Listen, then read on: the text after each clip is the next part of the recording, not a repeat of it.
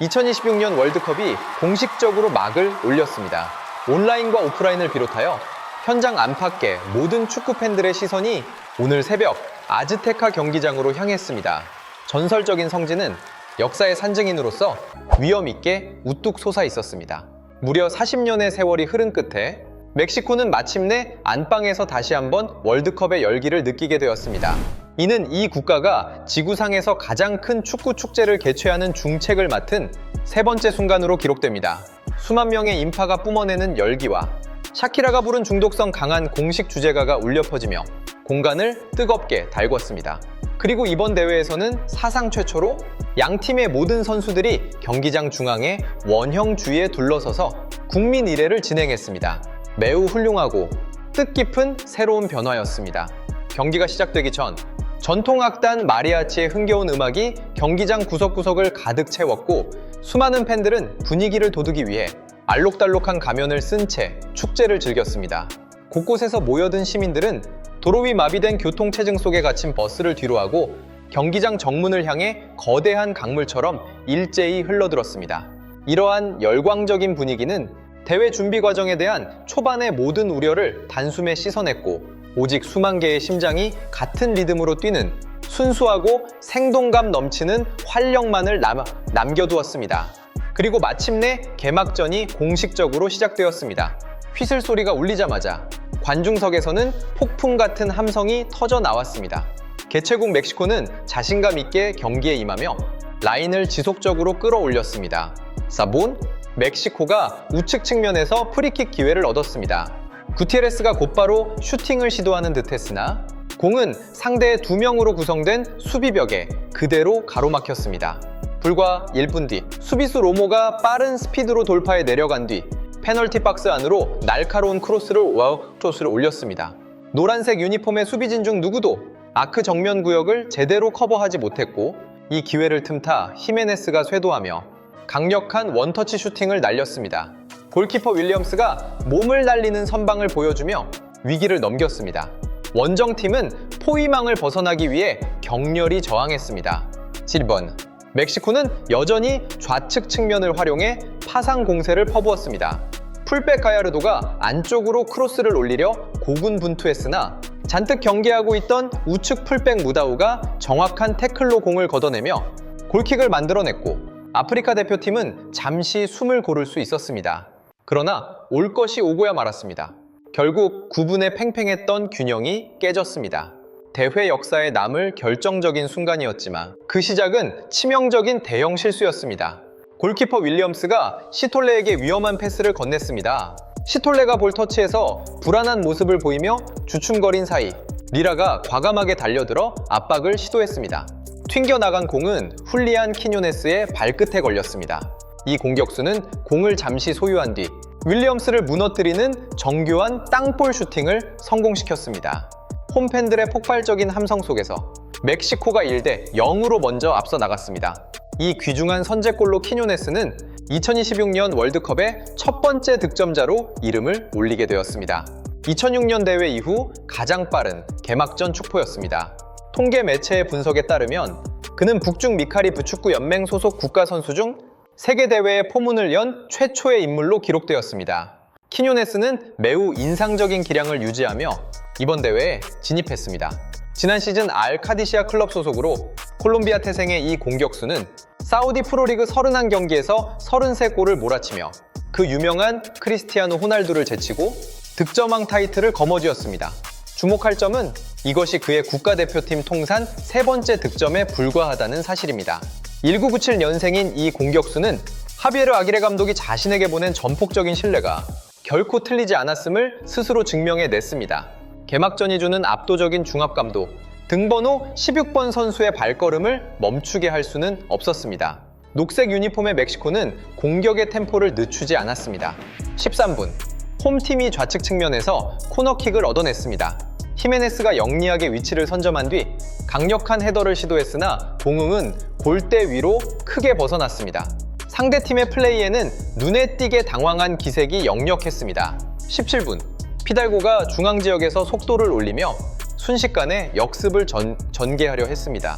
그러자 모코에나가 그를 거칠게 잡아 끌어 넘어뜨리며 경고를 받았습니다.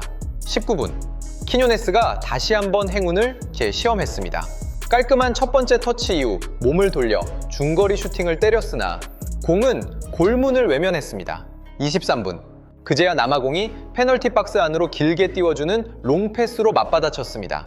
골키퍼 말라곤이 공을 쳐내며 위기를 모면했습니다. 29분, 좌측 풀백 가야르도가 중앙으로 파고들며 연계를 시도했습니다. 그는 키뉴네스의 패스를 받아 자신감 있게 꺾어 들어간 뒤 오른발 슈팅을 날렸습니다.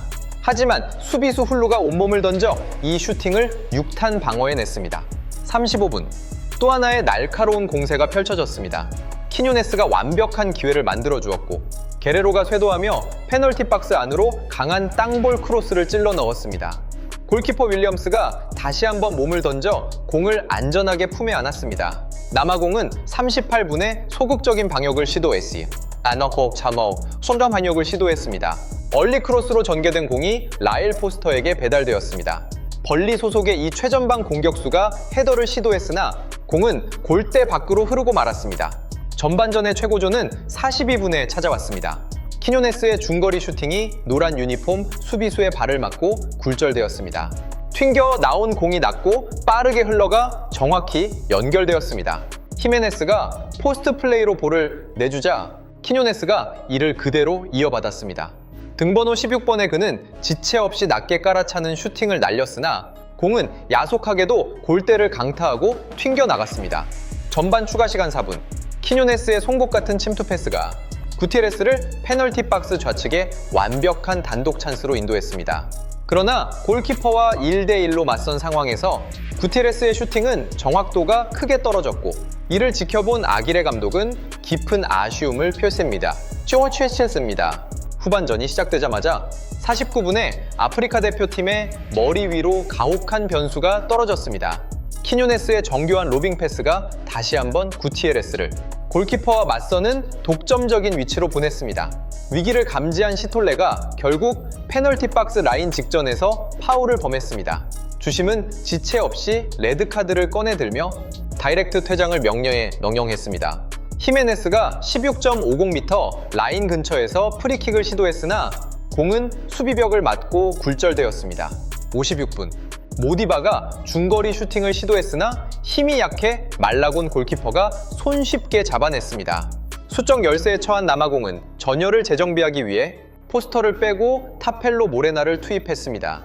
인원수에서 밀리게 된 원정팀은 홈팀의 끊임없는 공세 앞에서 더욱 거센 공영에 처하게 되었습니다. 65분, 구티에레스가 히메네스를 향해 찔러준 침투 패스는 상대 수비진에게 커트당했습니다. 66분, 아기레 감독은 팀의 활력을 불어넣기 위해 힐베르토 모라를 경기장에 투입하는 결단을 내렸습니다. 이청훈년생인 이 10대 유망주의 등장은 무려 17세라는 대회 최연소 출전 기록에 이정표를 세웠습니다. 그 순간 새로운 역사가 쓰였습니다. 모라는 2006년 월드컵 결승전 이후에 태어난 선수 중 최초로 월드컵 본선 무대를 밟은 주인공이 되었습니다. 67분, 마침내 추가골이 터졌습니다. 키뉴네스가 깊숙한 지역까지 내려와 공을 받은 뒤 히메네스와 리드미컬하게 패스를 주고받고 우측 측면 공간으로 공을 밀어주었습니다. 알바라도가 왼발로 정교하게 각도를 맞춘 뒤 반대편 포스트를 향해 높은 크로스를 올렸습니다. 기회를 노리던 히메네스가 기민하게 파고들어 헤더로 골망을 흔들었습니다. 스코어는 2대 0으로 벌어지며 북미의 맹주가 승기를 굳혔습니다. 치열한 논쟁의 순간이 73분에 발생했습니다. 멕시코가 공을 탈취해 공격을 전개했습니다. 알바라도가 히메네스를 향해 패스를 찔러주었습니다. 등번호 9번의 이 최전방 공격수는 오프사이드 트랩을 깨기 위해 한 걸음 물러선 뒤 공간으로 침투했습니다. 남아공의 수비수 은발라가 거칠게 몸으로 밀어붙이며 저지했고 히메네스는 박스 안에서 그대로 넘어졌습니다. 그러나 주심은 단호하게 손을 저으며 페널티킥 선언을 거부했습니다.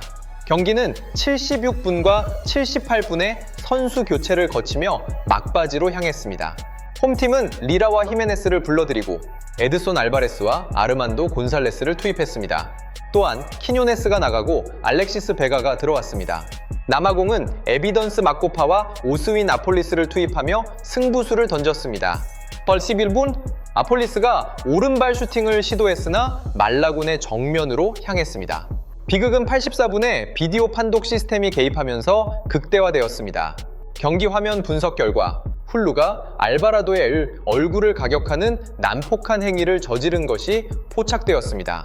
주심은 다시 한번 다이렉트 레드카드를 꺼내 들었습니다.